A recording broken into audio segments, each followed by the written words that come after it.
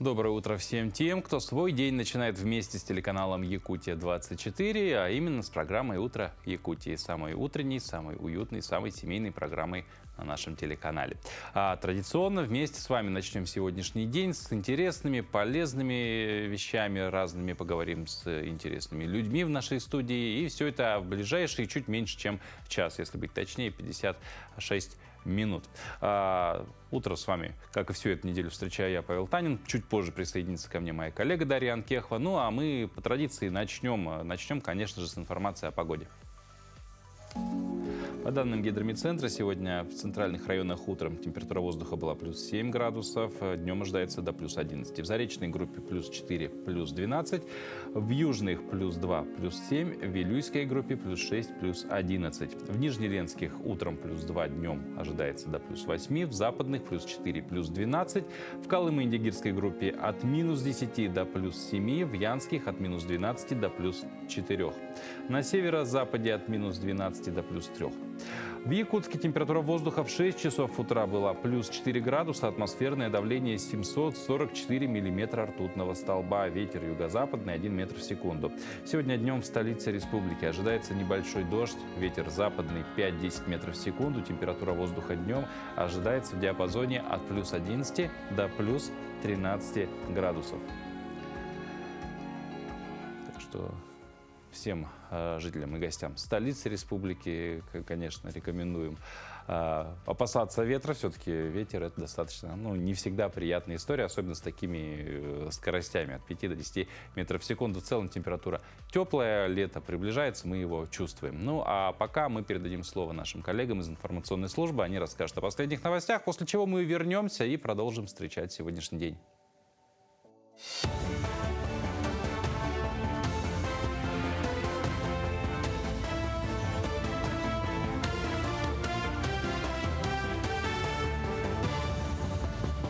Доброе утро, коллеги. Далее блок новостей.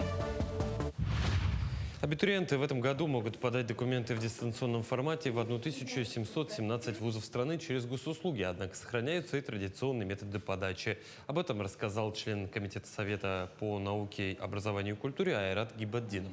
При этом он продолжил, что сохраняются и традиционные методы подачи документов в вуз, лично или путем отправки через почту. Парламентарий отметил, что у поступающих в этом году есть возможность отслеживания всех этапов поступления в режиме реального времени от статуса заявления до конкурсных списков и итоговых приказов о зачислении. С 26 по 30 мая жители Якутии смогут принять участие во Всероссийском агродиктанте. Акция направлена на проверку знаний об агропромышленном комплексе, сельских территориях и продовольственной безопасности страны. Организации, готовые принять участников очно, могут заявить свою площадку до 18 мая. На данный момент в республике зарегистрирована 101 площадка, что почти в 2 раза больше, чем предполагалось оргкомитетом. В Усялданском районе на добычу водоплавающей дичи выдано более 1400 лицензий, в том числе 132 на особо охраняемых территориях. В Якутии сезон охоты, в частности на селезни и уток с использованием живых подсадных, начался с 25 апреля и продлится до 10 июня. На территории же района есть 6 охотничьих угодий, из них 2 находятся на особо охраняемой зоне. Все охотники перед получением лицензии проходят обязательный инструктаж. Им категорически запрещается использовать манки всех видов, носить оружие без чехла и разводить костер. С начала сезона охоты подсадной манной утка у Усялданской инспекции логического надзора, госинспектора, опыты и техничества сотрудниками отдела МВД проводится надзорное мероприятие. Выявлено 3 нарушения требований правил охоты Российской Федерации. День Победы – праздник, который объединяет всю Россию. В этом году страна отметит 81-ю годовщину Великого подвига. Особенно трогательно по традиции с 2014 года. Тысячи пар по всей стране выйдут на площади, чтобы закружиться в вальсе Победы под музыку военных лет. Уже сейчас на площади Победы идут репетиции. Присоединиться к акции может любая пара, неважно, профессионалы вы или просто любите танцевать. Главное – желание почтить память героев и подарить праздник себе и окружающим. Раз, два, три, раз, два, три. Все очень структурно и схематично проводится благодаря тому, что у каждой коробки есть свой ответственный человек. Около 2 часов, 1,5 часа где-то репетируем, репетиции проходят. Погода очень хорошая. И учитывая то, что с каждым разом у нас количество меняется, увеличивается, мы к этому готовы. И расставляем тоже запасные коробки. То есть мы готовы к тому, чтобы наших участников становилось все больше. 7 мая на площади Победы в Якутске пройдет акция «Свеча памяти». Жители и гости смогут почтить память предков. Акция объединяет поколения. В прошлом году только на площади Победы собралось более 15 тысяч якутян. А еще множество людей присоединились к инициативе в других городах и селах. Кто-то даже ставит памятные свечи на окнах. С понедельника стартовали и другие мероприятия ко Дню Победы. Например, акция «Поем двором». Школьники и студенты поздравляют немногочисленных оставшихся ветеранов.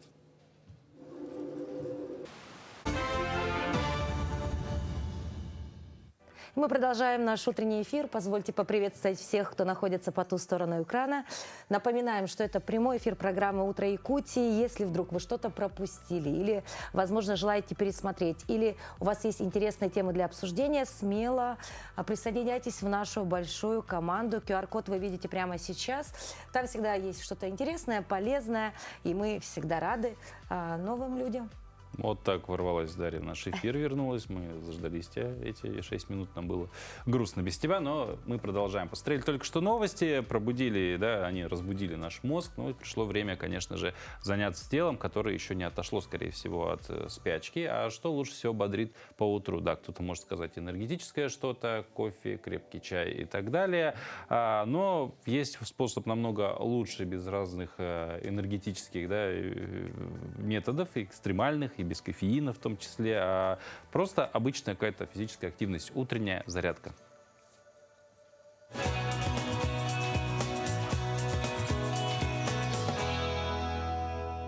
Всем доброе утро! Сегодня для нашей зарядки нам понадобится вот такая вот палка. В вашем случае это может быть или швабра, или щетка. Все наши упражнения будут направлены на осанку, на выпрямление спины и на укрепление мышц спины. Итак, первое упражнение у нас встаем, ставим ноги на ширине плеч, таз отводим назад и поднимаем ручки вверх.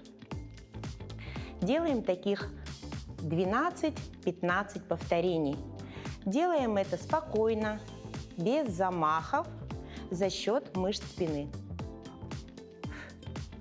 Обязательно, когда поднимаем руки вверх, мы делаем выдох.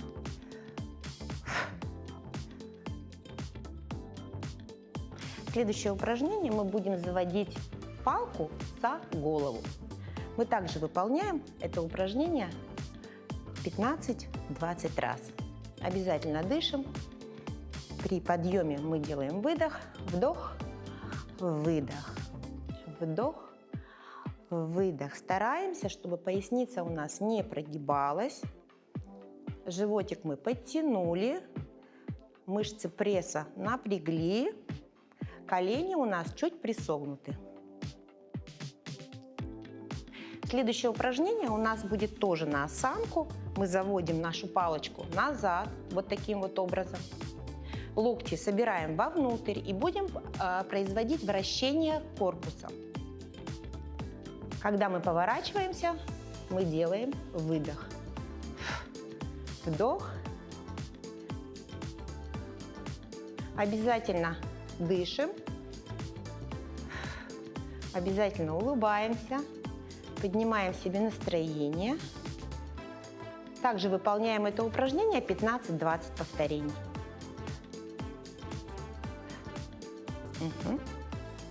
Следующее упражнение у нас будут наклоны, держась за палку.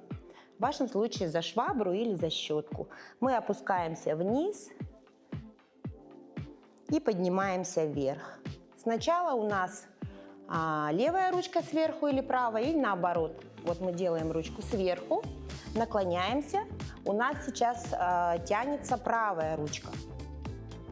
В нижней точке мы делаем выдох. Немножко свой корпус фиксируем, растягиваем наши плечики.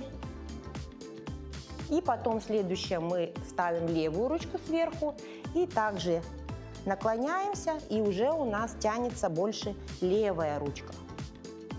Также делаем вдох, выдох. И на каждую руку нам нужно сделать по 15-20 повторений.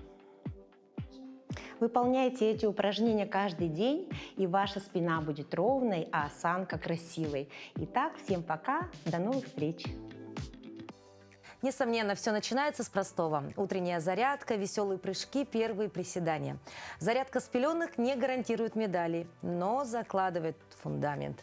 Во-первых, конечно же, это все развивает координацию, учит детей дисциплины, прививает любовь к движению. Для двухлетнего Демьяна сначала бокс был некой игрой, а сегодня он под чутким контролем тренера идет к вершинам пьедестала. Маленький Майк Тайсон. Так с отсылкой к знаменитому боксеру в социальных сетях называют малыша Демьяна. Ему всего 2 года и 3 месяца. Еще не говорит, но уже уверенно наносит удары, которые выглядят совсем не по-детски. Его папа Александр работает тренером. Когда сын был совсем маленьким, отец часто брал его с собой. Наблюдая за занятиями, Демьян начал повторять движения уже в 10 месяцев, как только научился ходить. Со временем тренировки продолжились и дома. Вместо груши обычная пачка подгузников. Он в зале был постоянно, то есть не было такого, что я его там привел и тренировал. Он просто со мной присутствовал на тренировке, то есть смотрел на процесс, смотрел, как я с ребятами взаимодействую. И потихоньку начал повторять. То есть когда он начал ходить, он начал повторять уже движения. Это все практически одновременно вышло. У мальчика есть старшая сестра Мишель, ей 4 года. Такой тяги, как у брата, у нее нет, но она тоже иногда надевает перчатки и выходит с ним на спарринг. При этом Демьян не ограничивается боксом, постепенно осваивает и другие навыки, например, метко бросает мячи в цель. Демьян, а расскажи, пожалуйста, спортом любишь заниматься? Боксировать будешь? Только что нашему оператору досталось. Видео с маленьким Демьяном в социальных сетях набрало более 20 миллионов просмотров и почти 1 миллион лайков. Малыш быстро стал известен далеко за пределами региона. В комментариях ему передают приветы из разных уголков России и других стран, от Мексики до Бразилии. Родители признаются, что такой отклик стал для них неожиданностью. Это произошло просто. Выложили видео, тем более это мы не первый раз выкладывали. На следующий день просыпаемся, а там уже миллионы просмотров, там уже столько комментариев. Мы такие, что происходит? Как это вообще? Кто-то говорит, что это ИИ, то, что это нейросеть, типа такого не бывает, то, что как 2 года ребенок, который еще не разговаривает, начинает вот так боксировать, вот так профессиональные такие движения четкие делать. Помимо работы с мячами и грушей, в тренировках уже есть и скакалка. Демьян также пробует отжиматься, правда, пока делает это вместе с папой. В целом, каждое занятие для него больше похоже на игру, но движение с каждым разом становится точнее. А вот наш микрофон стал для него новой игрушкой. Мальчик быстро нашел ему применение и расставаться с находкой совсем не хотел.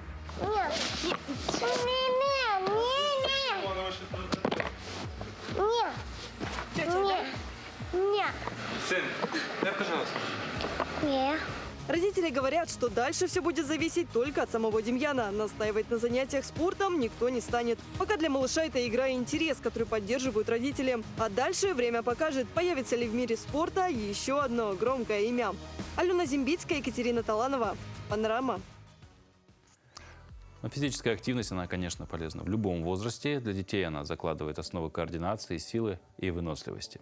Для пожилых людей вообще любая активность, конечно же, замедляет возрастные изменения, улучшает гибкость, координацию и настроение. Так, например, йога – это идеальный вариант для зрелого возраста. Мягкие нагрузки, акцент на дыхание и баланс. Выйти на пенсию не значит замедлиться. Йога для пожилых – это ключ к новой активности. Она возвращает гибкость, укрепляет мышцы без нагрузки на суставы и учит слышать свое тело. Помимо этого, занятия по йоге улучшают память, сохраняют здоровье и ясность ума. И начать можно в любом возрасте, даже если вы никогда раньше этим не занимались. Вера Афанасьевна в свои 82 года с легкостью может сесть на шпагат и выполнить сложные асаны. А ее секрет прост. С молодости я занималась и зарядкой, и пешком ходила всегда, но тоже вот придерживаюсь этого питания правильного. Ну, мне вообще-то ничего вроде не болит. Я стараюсь. И дома занимаюсь тоже. Я как встаю, так сразу занимаюсь. И потом на йогу я хожу 23-го года. 3-й год. Мне йога очень нравится, постоянно стараюсь не пропускать ее. Очень полезно после йоги, вообще легко становится. И дышать, и идти вообще. В школе 3-го возраста йога – одно из самых популярных занятий. Здесь пожилые люди не только укрепляют мышцы, они улучшают сон и снижают тревожность. Йога – это не только про тело, но и про общение. Пожилые люди находят друзей, делятся опытом и поддерживают друг друга. Для многих это шанс выйти из изоляции, почувствовать себя частью команды. Егор Михайлович пришел на свои первые занятия по йоге более 20 лет назад. И до сих пор именно такой вид физической активности дарит ему силы и легкость движений, без стресса для организма. Йога дает очень хорошее настроение, поднимается, общаешься с людьми, и суставы становятся мягкими, теплыми. Поэтому вроде у меня ничего не болит. Я йогой занимаюсь с 73-го года занимался, поэтому не очень-то получается. Косо криво. Но я все равно вот 24 года упорно занимаюсь этим видом спорта. И кроме этого у меня хобби еще бег, марафонский бег. Я 72 года бегаю. Сейчас вот последний раз бегал, когда 80 лет победы было, я 4 километра прошел. Наверное, это последний раз. Тысячи лет йога помогала людям сохранить здоровье и ясность ума.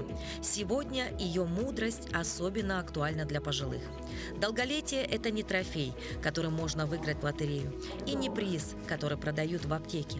Эликсир молодости и чудо таблеток еще не придумали.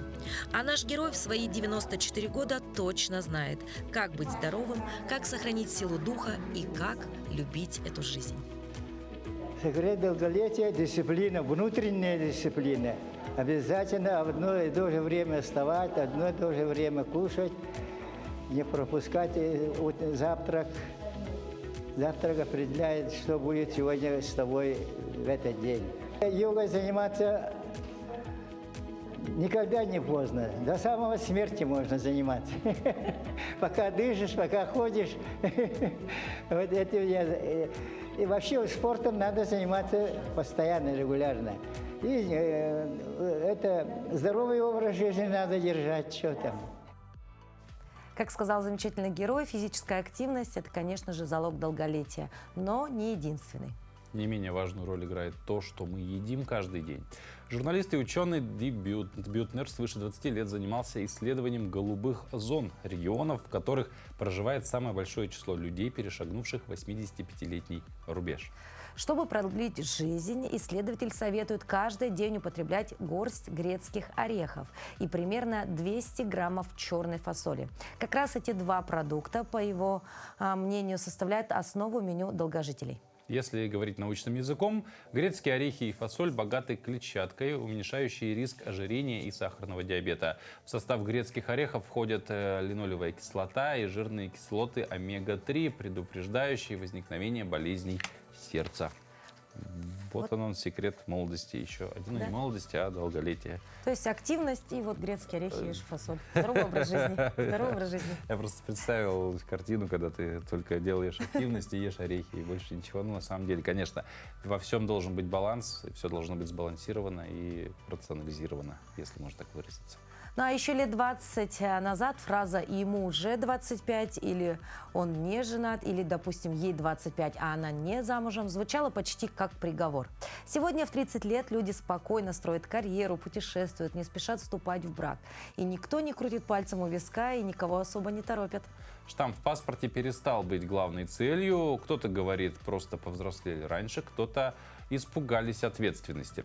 Что на самом деле происходит с институтом брака? Почему молодежь выбирает долгие отношения без обязательств или вообще не спешит под венец? Эти вопросы обсудим с нашей гостьей. У нас в студии Дарья Филиппова, социолог, младший научный сотрудник отдела этносоциологии Института гуманитарных исследований и проблем малочисленных народов Севера. Дарья, доброе утро. Доброе утро. Вот. Подскажите, пожалуйста, почему сегодня молодежь не торопится в ЗАГС, да, и в чем главная причина?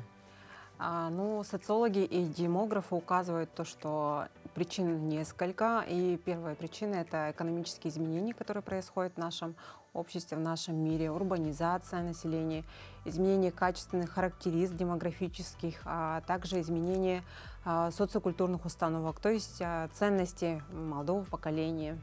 Другие, да? Трансформация, да, ценностей, да. Ну, но это никак не связано или все-таки отчасти связано, там, не знаю, со страхами развода, да, что брака не будет развода и так далее? Или все-таки это действительно осознанный выбор какой-то? В первую очередь, исследования социологов показывают то, что это осознанный выбор молодежи. Сейчас молодежь, поколение зумеров и несколько возрастов миллениалов сначала предпочитают получить образование, затем выстраивать карьерную стратегию, установить какой-то материальный свой уровень и только потом обзаводиться семьей. Ну, а в целом брак как институт, он все-таки меняется или умирает? То, что он умирает, конечно, нельзя сказать. Он трансформируется. Сейчас отмечается то, что семья и брак, эти понятия, если раньше они были тождественны, то есть практически одинаковы, да, по своему смыслу, то сейчас у молодежи в основном, и у старшего более поколения, они уже меняют смыслы и содержание. То есть семья может быть и вне брака. Вот такая установка присутствует. И поэтому как раз не торопится с браком, но есть, возможно, и страх, конечно, и того, что возможен развод, и поэтому пары проверяют свои отношения, долго живут и только потом регистрируют свой брак. Ну а чем вообще, в принципе, заменяют, да, какие-то официальные отношения современные пары? Современные пары, они живут вместе, сожительствуют, гражданский брак, такие формы. Пока что они выбирают. Ну, а есть ли какая-то статистика, кто чаще хочет войти в этот брак, да, то есть жениться, выйти замуж, девушки, мужчины? Статистика показывает то, что мужчин, состоящих в зарегистрированном браке, больше, чем женщин.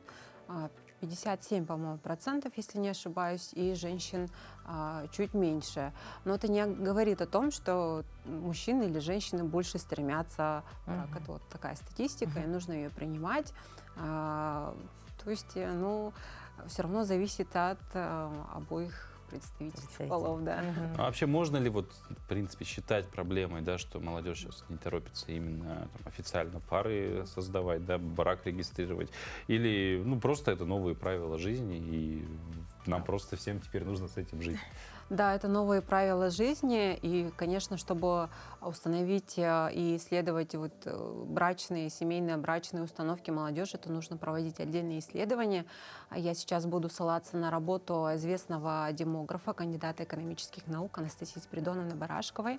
Она как раз опрашивала молодежь, студентов одного из колледжей Якутска, и констатирует по итогам исследования, что 63% опрошенных, по-моему, 63%, да, они все-таки приветствуют и будут ориентироваться на регистрацию своих отношений, то есть законную регистрацию брака. А другие исследования федеральных центров тоже показывают такие цифры, что молодежь ориентирована на создание своей семьи, просто откладывает этот вопрос. В моем исследовании я сама изучаю ценности студенческой молодежи. Мы видим что семья входит прямо в топ ценностей и является одной из главнейших ценностей для студенческой молодежи. Да. Но, как я говорила ранее, семья и брак тоже сейчас уже немного разделяются эти понятия. Но все равно молодежь ценит свою семью, в которой они родились и в которой они будут создавать. Но ставит на первое место, если мы говорим по всей России, исследования, то есть российское студенчество в целом ставит на первое место материальный достаток, собственное благополучие, карьерную, профессиональную реализацию, и только потом семью. Ну а на ваш взгляд, как стоит молодежи разговаривать со старшим поколением? Потому что, наверное, во многих семьях до сих пор существуют такие упреки: когда ж ты выйдешь замуж, да сколько можно ждать? Где внуки? Да. Нам надо побыстрее уже, давай. Что ответить в этот момент? Молодежи главное тут не обижаться, потому что, конечно, наши родители, бабушки, дедушки спрашивают это из любви к нам, из заботы к нам. Они тоже, у них свои желания увидеть внуков. Но нужно вот тактично объяснять, что вот какие-то у них жизненные стратегии, планы. И тогда люди будут понимать, что вот какие-то вот в этот период внук и ребенок занят другими целями, и потом обязательно приступит к деторождению и созданию семьи. А с другой стороны, а как родителям, опять же, бабушкам, дедушкам тактичнее задавать такие вопросы? Потому что, как правило, всегда это прям в лоб. Вот, когда, а вот все равно надо как-то более со всех сторон. Да, родителям тут тоже, да, важно соблюдать тоже границы. К границам очень чувствительны наши зумеры, по исследованиям социологов также, да. И очень тактично и деликатно задавать этот вопрос, показывать, возможно, примеры, свой пример такого вот доброго отношения к семье, к детям, внукам. И не настаивать и не напирать ни в коем случае на молодежь. Вот. Дарина, а в целом, вы думаете, эта тенденция, она так укоренится, или все-таки есть такой момент, что это вот, ну, еще лет 5-10 продлится, потом опять вернется все к тому, что все в брак бегут уже после 18 лет? Думаю, что нужно будет посмотреть и понаблюдать за ситуацией, но вот исследования качественные показывают, что молодежь все-таки ориентирована на регистрацию брака, ну и молодежь, и старшее поколение, но как будет складываться ситуация в целом в стране, в мире, это мы будем только наблюдать, не буду прогнозировать, да, но в целом молодежь-то она ориентирована из-за того, что условия сейчас сложные, ориентированы, да, на вот закрытие своих базовых потребностей, потом на создание семьи. Да. Ну что, вот тоже верно, да? Да. Вот, Дарья, спасибо вам большое за беседу интересную. Удачи в вашем исследовании, в вашей работе. Хорошего дня. Спасибо, да, вам тоже. Вот. Ну, а мы двигаемся дальше. И сегодня 7 мая на календаре день распахнутых окон. Этот неофициальный праздник символизирует наступление весны и теплой погоды. В этот день принято открывать окна, ну, обязательно нужно их перед этим помыть, и нужно выбросить ненужные вещи, скопившиеся за зиму. Да, психологи отмечают, что такой ритуал помогает снять стресс, улучшить настроение и зарядиться энергией на весь сезон. Ну, а о других датах сегодняшнего дня узнаем дальше.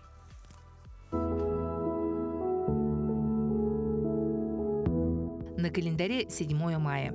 Сегодня день создания Вооруженных сил России и День радио. По народному календарю Евсей овсы отсей. В народе утверждали, что на Евсея всех гнет к земле, а к людям пристает маята. Чтобы избавиться от напасти, совершали молитвы и умывались святой водой. К этому дню нужно было закончить потев овса, отсюда и прозвище Евсея. Этот день в истории. В 1715 году в этот день в России издан первый артикул воинский. В 1755 году состоялось торжественное открытие Московского университета, сегодня МГУ имени Ломоносова. В 1780 году 7 мая Екатерина II официально жаловала герб Санкт-Петербургу. В 1934 году в РСФСР образована Еврейская автономная область. А в 1985 году Совет министров Советского Союза принял постановление о мерах по преодолению пьянства, алкоголизма и искоренению самогоноварения. В этот день родились Роберт Браунинг, английский поэт, драматург; Иоганнес Брамс, немецкий композитор, пианист, дирижер; Петр Чайковский, русский композитор, дирижер, педагог; Иван Попов, основоположник якутского профессионального изобразительного искусства; Николай Заболоцкий, советский поэт, переводчик; Игорь Безродный, советский скрипач, дирижер, педагог, народный артист РСФСР. Именины сегодня отмечают Алексей, Валентина, Елизавета, Иннокентий, Иосиф, Леонтий, Николай и Сергей. Ну, как нам сказали, сегодня 7 мая, день радио, поэтому, пользуясь случаем, мы всех наших коллег, связанных с радиовещанием, и не только радиовещанием, потому что все равно в какой-то степени и телевидение из радио появилось, хотим поздравить с профессиональным праздником, пожелать творческих и профессиональных успехов. Ну, а вообще календарь ведь это не только числа, но и поводы для новых знаний. Любопытство – это первый шаг к получению их. Задаешь вопрос – получаешь ответ. В рубрике «Спроси у учителя» педагоги отвечают на вопросы учеников и показывают, как знания из учебника работают в жизни. Школьные предметы иногда кажутся сложными, но на самом деле все просто, если объяснить правильно. Сегодня учитель физики покажет, даже самый сложный закон можно объяснить на пальцах. А что же спросили ученики? Смотрим.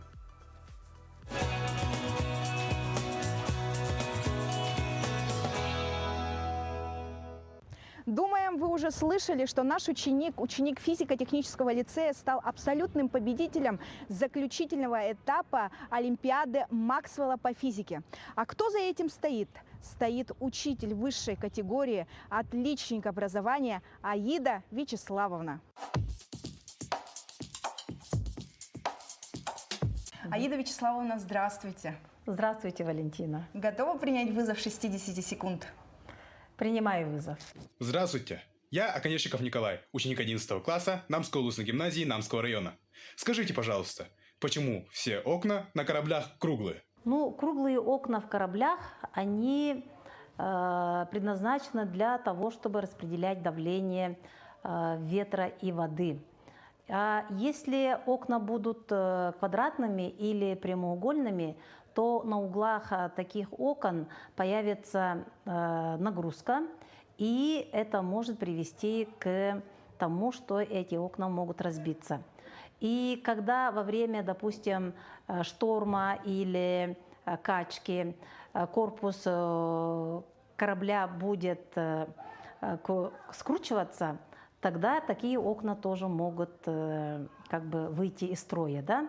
Еще круглые окна, они хороши тем, что удобно герметизировать для того, чтобы была хорошая водонепроницаемость.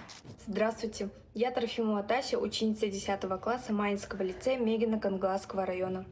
Почему, если подключить в один удлинитель много приборов, он может загореться? Если к бытовому удлинителю подключить несколько электрических приборов с большими мощностями, общая потребляемая мощность увеличивается, что приводит к нагреванию провода. Это приводит к плавлению изоляции и произойдет короткое замыкание, что приводит к возгоранию. И поэтому нельзя подключать к бытовому удлинителю электроприборы с большими мощностями. Здравствуйте, я Далимов Артем, ученик 5 класса, школы номер 5 Алданского района.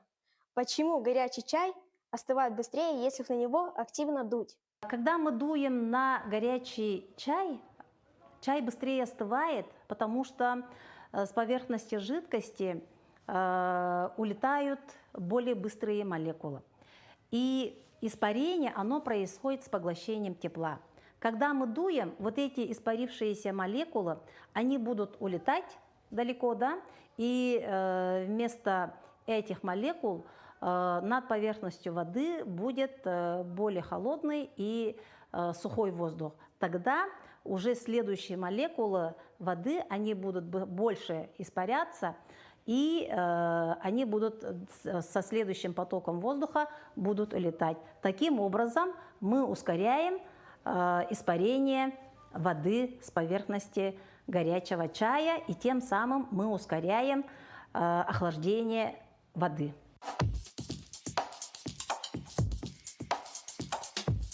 Физика – это наука о природе и наука экспериментальная. И поэтому для того, чтобы добиться высоких результатов, нужно быть наблюдательными, любознательными и упорными. Так что подписывайтесь на соцсети Министерства образования и науки и будьте в ритме нашего образования.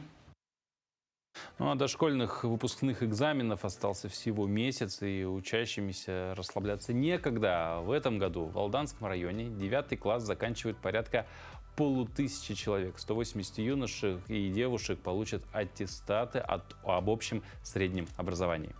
Большинство девятиклассников по выбору будут сдавать географию, биологию, а среди 11-классников по-прежнему популярны обществознание и профильная математика. Как идет подготовка, узнали наши коллеги. В 8 классе Алданской школы с углубленным изучением отдельных предметов последним уроком в расписании стоит биология.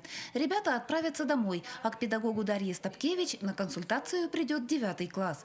Помимо биологии, Дарья Игоревна ведет географию. Экзамен по этой дисциплине в качестве дополнительного выбрало большинство девятиклассников. Я веду в 9 классе географию, и из 23 человек, которые там есть, географию сдают целых 13 человек. Недавно были проведены тестовые экзамены, у всех хорошие результаты. Многие написали на 4, некоторым не хватило несколько баллов до 5. В этом году аттестаты о неполном среднем образовании получат без малого 5000 девятиклассников. Обязательными дисциплинами государственной итоговой аттестации остаются математика и русский язык. Также школьникам следует выбрать 2 дополнительных предмета. По данным Департамента образования по Алданскому району, наряду с географией наибольшей востребованностью у ребят пользуются биология и информатика. У 9 классов, как обычно, популярные биология и география. Ребятишки считают, что эти предметы легче сдать, чем остальные. Хотя в этом году у нас 5 человек выбрали химию в 9 классе. Такого у нас еще не было. Единый государственный экзамен в Алданском районе в этом году сдают 180 человек. Определяясь с предметами по выбору, 11-классники в большей степени ориентировались на то, какие дисциплины потребуются им для поступления. Пальму первенства по-прежнему держат математика, профиль и обществознание. Ученики 11 класса школы номер 2 практически все время посвящают подготовке. Настроение достаточно хорошее, хоть и, конечно, впереди ЕГЭ, но учителя нам делают консультации, мы все стараемся, работаем, трудимся. Хочется, конечно, чтобы хорошо все сдала, хочется поступить, но в целом подготовка идет очень хорошо, нас учителя очень хорошо подготавливают, и каждый день что-то новое изучаешь и повторяешь новый материал. До главных испытаний школьных лет чудесных, выпускных экзаменов, осталось меньше месяца. Верный психологический настрой очень важен. Лишнее волнение сейчас ни к чему. Ключевую роль в процессе подготовки играет поддержка родителей и педагогов. Сейчас как раз у нас начнется цикл занятий именно с детьми. Педагог-психолог будет работать уже целенаправленно на то, чтобы психологически поддержать ребят, чтобы они у нас подошли к экзаменам ровно, хорошо. Напомним, основной период сдачи выпускных экзаменов для учеников 9 и 11 классов стартует в июне. 1 числа 11-классники будут сдавать историю, литературу и химию. А на следующий день ученики 9 классов придут на экзамен по математике. Татьяна Вахнина, Сергей Шипачев, Александр Лукин, Алдан. Конечно, сейчас такое волнительное время, да, для выпускников, подготовка, бессонные ночи. Да, и мы много об этом говорим, потому что, действительно важный этап, важные испытания для все еще школьников. А ведь потом, спустя много лет, дети будут вспоминать, это было так давным-давно и так легко. По крайней мере, мне сейчас, мое время ЕГЭ кажется совершенно спокойным каким-то периодом жизни. Поэтому ты очень сильно ошибаешься. Иногда приходится так или иначе с учащимися, с студентами общаться. Все-таки они так уже не вспоминают. В наше время ЕГЭ было немножко по-другому. Оно не было таким обязательным и таким строгим, как сейчас. Поэтому, все всегда диктует время, в котором ты живешь. У нас оно было свое, у нынешних выпускников оно свое. И это их жизнь, в которой мы им, естественно, желаем удачи и успехов. И как раз уж мы заговорили за время, переходим к нашей следующей теме. 100 лет назад в Якутии появился первый автомобиль. Модели авто, начиная с 1939 года выпуска отечественного автопрома, можно увидеть в одном из дворов Якутска. Как история развития советского автомобилестроения уместилась на 10 сотках в Якутске, смотрите далее. 100 лет назад по реке Лена на одной из барж в Якутск прибыли 2 необычных груза – автомобиль и мотоцикл. С этого момента началась эпоха замены гужевого транспорта на автомобильный. Николай Иванович, такой Петров был. Его в 26 году назначили сюда заведующим аптекуправлением, которое только создалось в тот год. И он с собой привез вот эту вот машину. Называлась она Пип Пайп, бельгийская марка. Скорее всего, она досталась ему во время Первой мировой войны, так как он служил фельдшером сначала в царской армии, потом в Красной армии. В 26 году он приехал в Якутск, получается, по линии, тогда справлялись со всеми этими товарами, грузами. Машину загрузили и привезли сюда. С собой он еще привез мотоцикл. Потом в 30 году в Якутске организовали курсы шоферов при наркомате труда. И он эту машину туда отдал для обучения. Потом в 1931 году при помощи автодора заказали новую машину на Ми-1. Это первая советская легковая машина, серийная. И вот эту машину ее отправили в Алекминск на пожарную часть. Там он возил пожарных на пожар. Там она, видимо, и закончила свое существование. Увлечение автомобильной историей Якутии началось у нашего героя с книги 58 года выпуска, которую ему подарили в 6 лет. И сейчас во дворе стоит его детская мечта, ждет своего часа, чтобы прокатиться по городским улицам. А эта победа – бесценный раритет, хоть и 50-го года выпуска. Она возила первого секретаря обкома партии Илью Егоровича Винокурова. Об этом авто рассказал и передал весь свой фотоархив Ярославу личный водитель Винокурова Юрий Абрамович Тышев. Мне позвонил человек, он представился как Юрий Абрамович Тышев и сказал, что он работал после войны в гараже Якутского обкома партии на автомобиле ЗИС-110. Он возил первого секретаря Илью Егоровича Винокурова. И сказал, что у него есть много фотографий. Сам он сам это все снимал, все эти машины, увлекался фотографией в то время. И что он хочет мне эти фотографии все передать. Потом сам приехал, сам мне их отдал. И на каждой фотографии все расписал. Какая машина, кто водитель, кто изображен, какой номер у машины.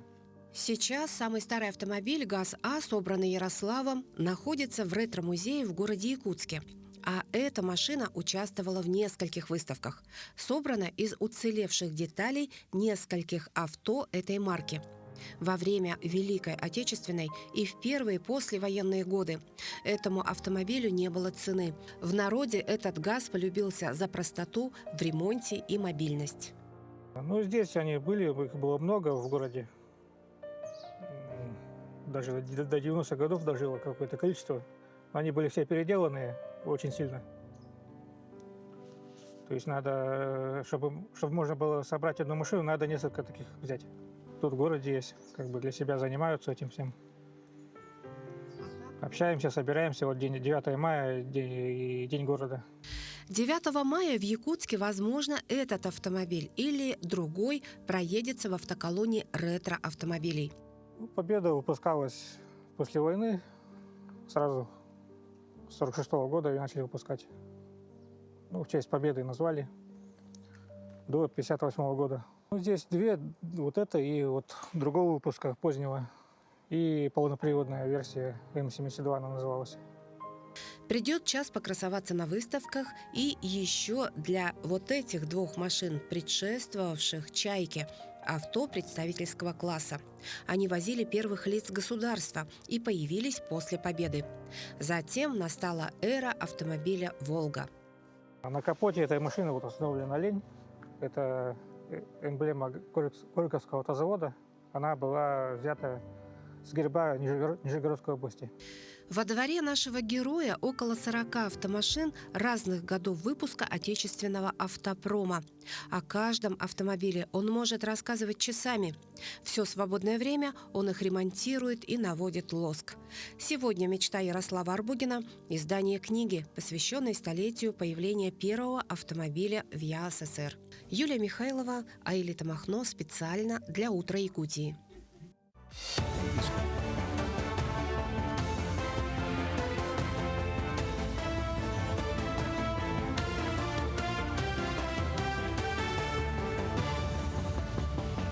Продолжаем рассказывать о самых заметных событиях республики, страны и мира.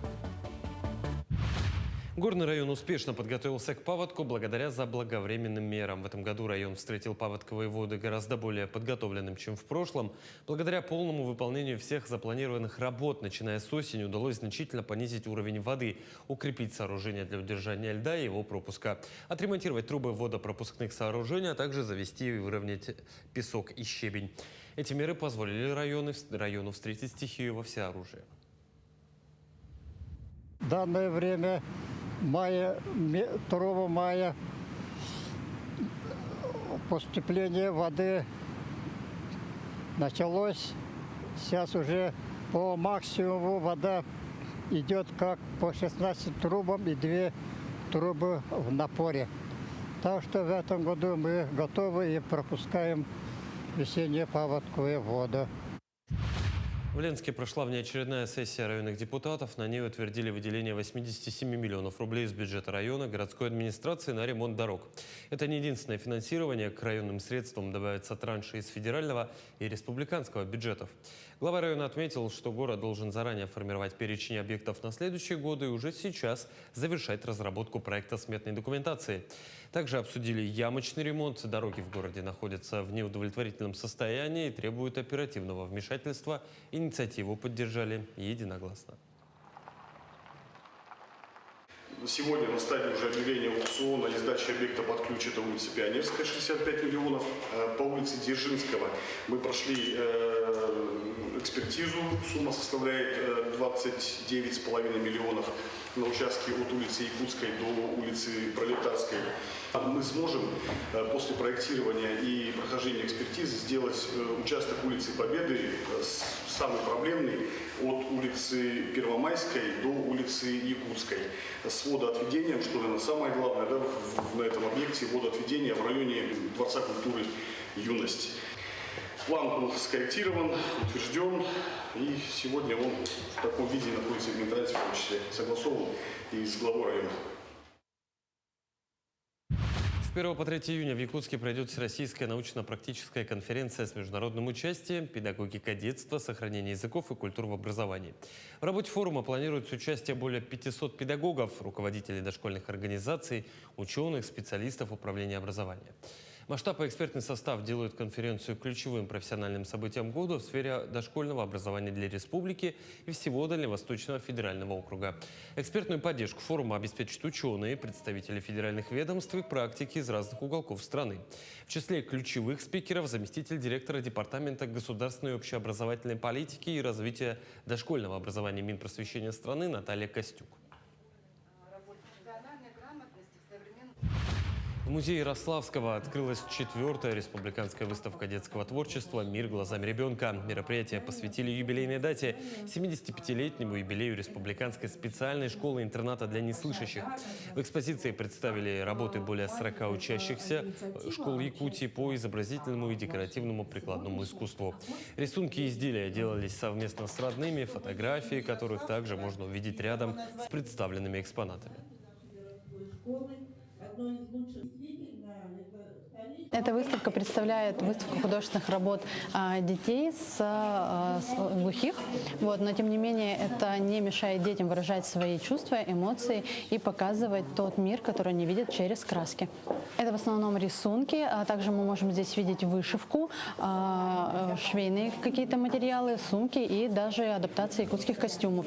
То есть дети на своих занятиях погружаются в родную культуру и также интерпретируют ее современно и модно-молодежно, как говорится. Каждый седьмой 13% россиянин планирует отложить отпуск на бархатный сезон, чтобы избежать летнего ажиотажа и высоких цен. Об этом говорится в исследовании сервиса «Купи билет». Среди тех, кто планирует такое путешествие, самым популярным вариантом стали поездки по России, преимущественно Калининград, Москва, Петербург и Сочи. Их выбрали 35% респондентов. На втором месте страны СНГ – Казахстан, Белоруссия, Грузия и другие, которые привлекают 19% путешественников. Замыкает тройку лидеров Азия – Турция, Таиланд, Китай и Япония с долей в 16%. На этом все. Хорошего дня и оставайтесь на нашем телеканале. Но уже послезавтра, 9 мая, наша страна встретит 81-ю годовщину Великой Победы. Мультимедийный исторический парк «Россия. Моя история» в Якутске приготовил в этот день особый фестиваль с концертом, мастер-классами и открытием новой выставки о подвиге военных врачей. О том, как парк встретит праздник и что ждет посетителей, расскажут наши гости. Методист по научно-просветительской деятельности Антон Якушев и специалист отдела музейно-выставочной деятельности Сергей Ильин. Доброе утро. Доброе утро. Доброе утро. Антон, первый вопрос вас, как мы уже заявили. Поподробнее хочется узнать, что ждет посетителей 9 мая. Ну, если быть конкретными, то наш парк проводит мероприятие не 9, а 7. Это такая ежегодная наша традиция. Мы стараемся в преддверии мероприятия уже начать, так скажем, развлекать народ и рассказывать ему о том, что его ждет. Что у нас вообще произойдет сегодня, 7 мая? В первую очередь, это фестиваль «Россия. Моя история. Победа». Он проходит по всем историческим паркам России, по 26.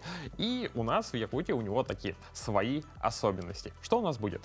У нас будет и открытие новых выставок, концерт, кинопоказ короткометражного кино о Великой Отечественной войне от Института развития интернета.